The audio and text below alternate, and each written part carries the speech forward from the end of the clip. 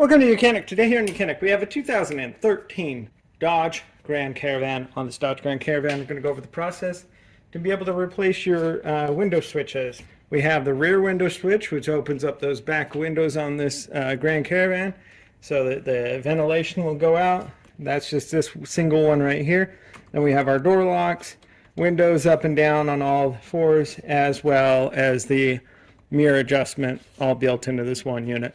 So they're both replaced the same way, but the first one, we'll just do this back one. So they're two separate units, and we just need to get a nice tool under there, pry that out, depress the locking clip,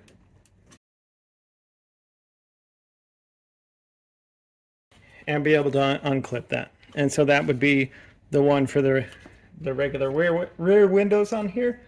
And so now we line up the new one and be able to install.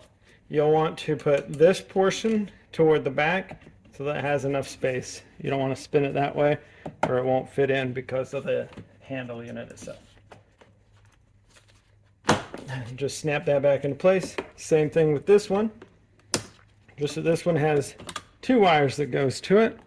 And so you pull that out and then be able to press the clip, unhook it. This one, press the clip.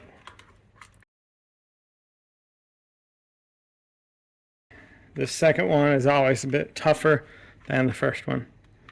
So that's the removal of your whole switch. This is all one unit, so you just buy a whole unit to be able to replace it.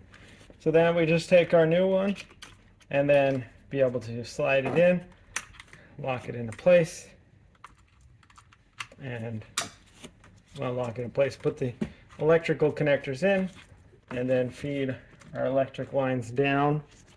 Line this up, and there we go. And so that would be how you'd replace your window door switches that are in your driver's door. The other side is the same, just that you don't have as many switches. Thanks for watching YOUCANIC, where you can be the mechanic.